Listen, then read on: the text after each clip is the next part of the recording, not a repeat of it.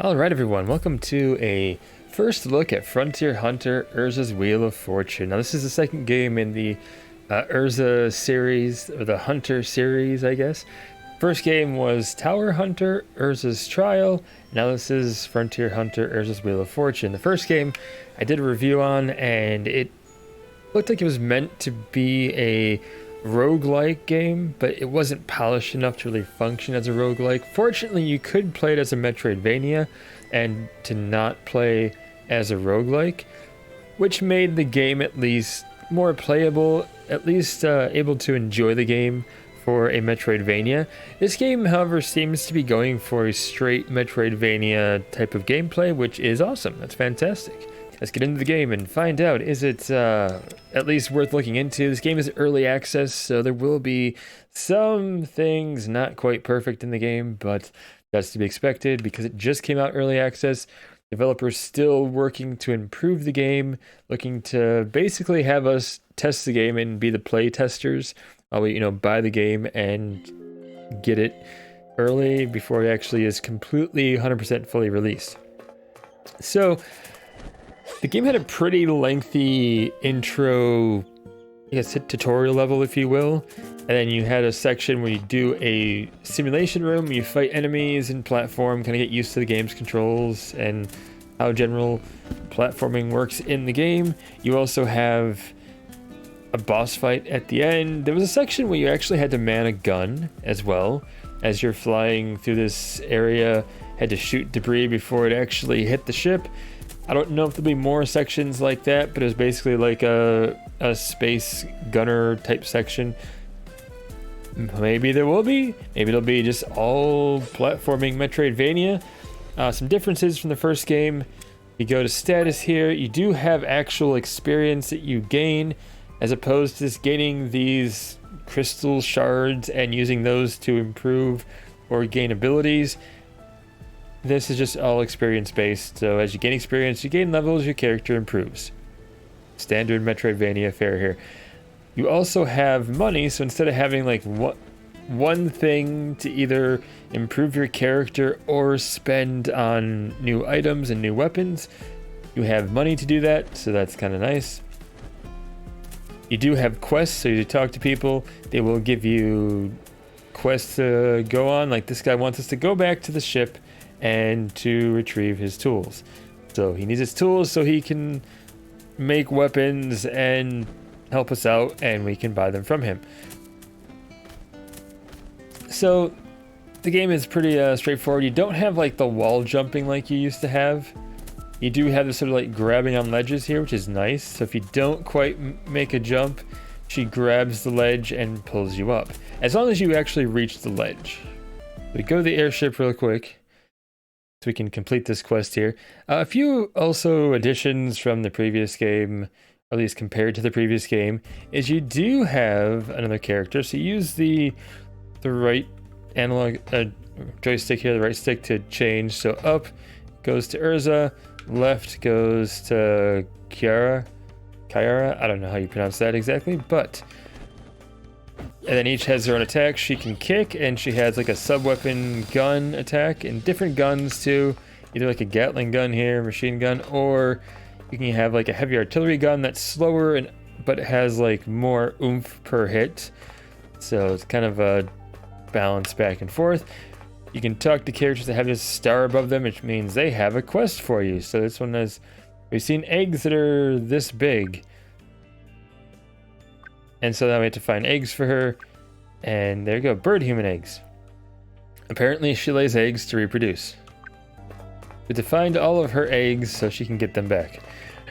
So there you go, you complete quests and you fight monsters, you gain experience, all that kind of good stuff. You have a map that you can look at so you can see where you need to go. You also have special moves, if you will. So with this girl, it's like forward twice in attack. She has like a little spinning kick there. With Erza here, she has two that we've actually acquired. She has like a down to forward, kind of like the Hadoken from Street Fighter. So do that kind of move, and she does like a double slash there. And also she has a double forward attack, so double forward attack. That was one we actually acquired in the game.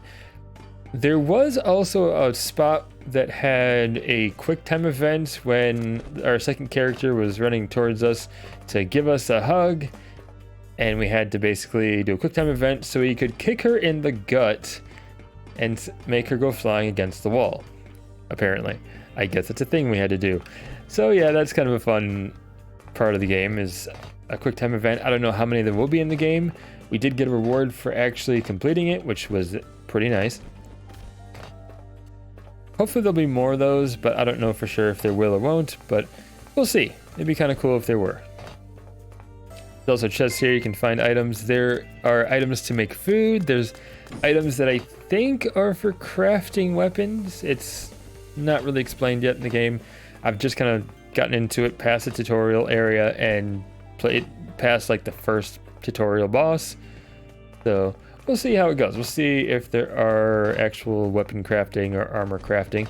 You do also have armor in this game too. So you go to equipment here.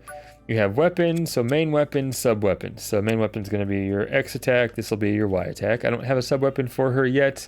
I do have the gun sub weapon for her, but haven't found one for Erza yet. You also have the light arrow attack, which is a magic attack. These are artifacts that allow you to use magic. I also have two for her as well. You can only have one of each artifact. You can't buy multiples. You just equip them to be able to use those. One's going to be the right shoulder button. One's going to be the right trigger. And that's how you're going to use those. You have armor. You have accessories you can equip that have different effects. Right now I have an Erza Guardian Ring to kind of increase her strength, defense, and mind. Also poison resist, which also increases strength and intelligence, but gives her 20% poison resistance, which is always helpful.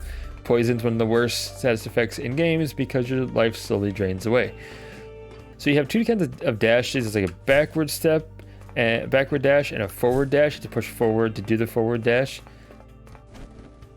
And you can't do this to like dash past an enemy to avoid damage. You pretty much have to just dash away, or you can jump and dash over them. You can't dash through them in order to avoid damage. I wish you could kind of dash past enemies and they would lunge at you to attack. Would have been very helpful with the first boss at least, but I don't know if that's going to be a mechanic in the game, if they're going to do that or not. Dialogue doesn't always wrap after a word. Sometimes it'll wrap and like cut a word in half, or cut like, you know, part of a word on the first line, the rest at the beginning of the next line, and it's a little annoying. There we go, we can craft weapons, just found that out. As I'm recording this video, I found out you can craft weapons. So we can craft armor and accessories too. So there you go, with weapon, armor, accessory crafting, as well as purchasing. So with her, she can basically have two different weapons equipped if she wants. So we can be like spear weapon or sword weapon. So being able to have two weapons equipped at once is a nice thing. So I can alternate between one or the other, whichever happens to suit the situation the best. That's nice. That's kind of cool, especially if there's one that's not real fast, if it might be a slow weapon. I don't know if there are slow weapons in this game or weapons of different speed, but that is nice, the fact that you have that. So far this game seems pretty cool. You also have outfit changes too. So as you do certain things, you talk to different people.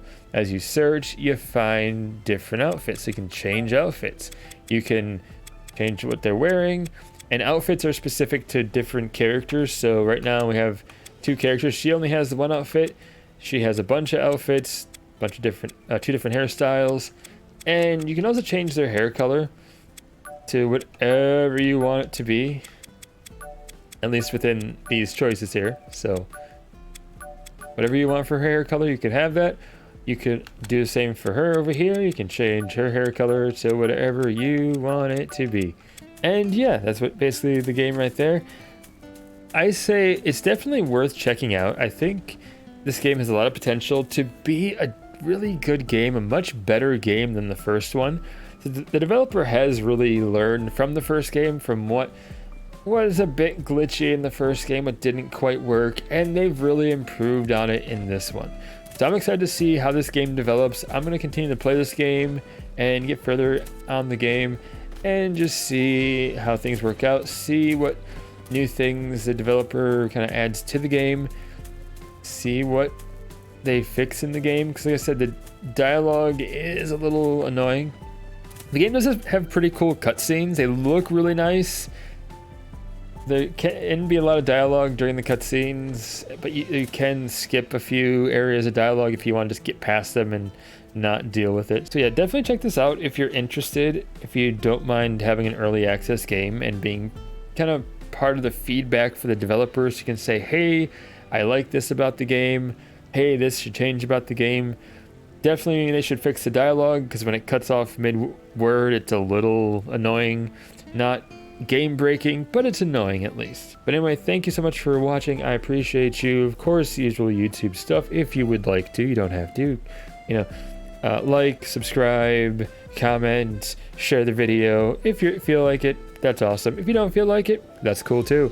But I appreciate you for watching this video. We will see you next time, but until then, stay awesome, and we will see you then.